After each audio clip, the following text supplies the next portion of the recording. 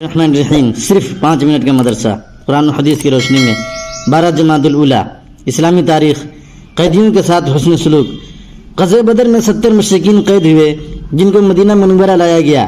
حضور صلی اللہ علیہ وسلم نے قیدیوں کو صحابہ میں تقسیم کر دیا، ان کے ساتھ حسن سلوک اور بھلائی کرنے کا حکم دیا۔ اس حکم کو سنتے ہی صحابہ کرام نے ان کے ساتھ ایسا سلوک کیا کہ دنیا کی کوئی قوم اس عدل و انصاف اور حسن سلوک کی مثال پیش نہیں کر سکتی۔ آپ کے چچا حضرت عباس رضی اللہ عنہ کے بازو کمر سے کسے ہوئے تھے۔ ان کے کراہنے کی وجہ سے جب آپ صلی اللہ علیہ وسلم بے چین ہو گئے تو صحابہ نے ان کی رسی ڈھیلی کر دی۔ ان کی اس رعایت کی وجہ سے عدل و انصاف کرتے ہوئے حضور صلی اللہ علیہ وسلم نے تمام قیدیوں کی رسیاں ڈھیلی کرا دی۔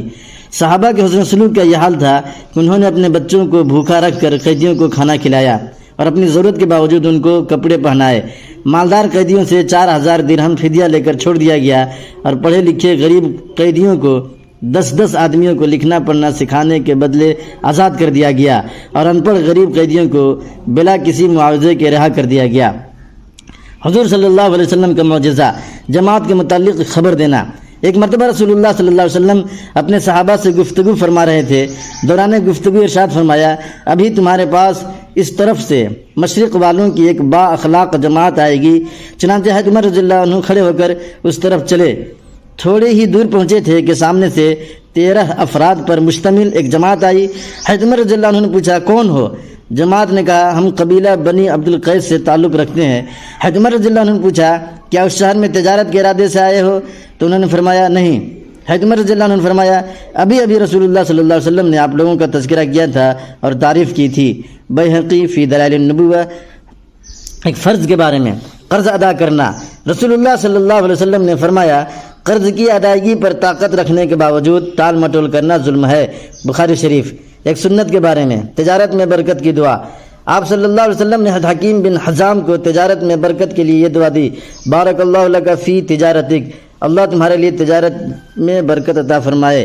ایک اہم عمل کی فضیلت، مصافحہ مغفرت کا ذریعہ ہے۔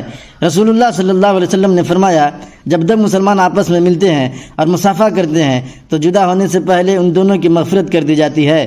ابو داؤد شریف۔ ایک گناہ کے بارے میں، گمراہی اختیار کرنا۔ قرآن میں اللہ تعالیٰ فرماتا ہے، جو لوگ اللہ تعالیٰ کے راستے سے بھٹکتے ہیں ان کے لیے سخت عذاب ہے، اس لیے کہ وہ حساب کے دن کو بھولے ہوئے ہیں۔ سورہ صاد آیت نمبر 26۔ دنیا کے بارے میں، دنیا چاہنے والوں کے لیے نقصان۔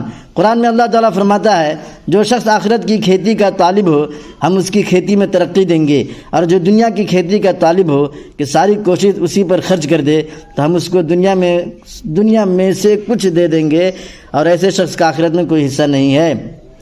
سورہ شورى آیت نمبر 20۔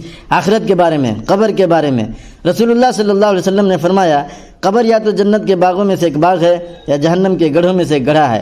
ترمذی شریف حدیث نمبر 2460۔ طب نبوی سے علاج، ککڑی کے فوائد۔ رسول اللہ صلی اللہ علیہ وسلم کھجور کے ساتھ ککڑی کھاتے تھے۔ ابو داؤد شریف۔ فائدہ، علامہ ابن قیم رحمۃ اللہ علیہ ککڑی کے فوائد میں لکھتے ہیں کہ یہ معدہ کی گرمی کو بجھاتی ہے اور مثانہ کے درد کو ختم کرتی ہے۔ نبی پاک صلی اللہ علیہ وسلم کی نصیحت۔ رسول اللہ صلی اللہ علیہ وسلم نے ماتحت اور یتیموں کے بارے میں فرمایا، تم اپنی اولاد کی طرح ان کا اکرام کرو اور جو تم کھاتے ہو ان کو بھی وہی کھلاؤ۔ ابن ماجہ شریف حدیث نمبر 3691۔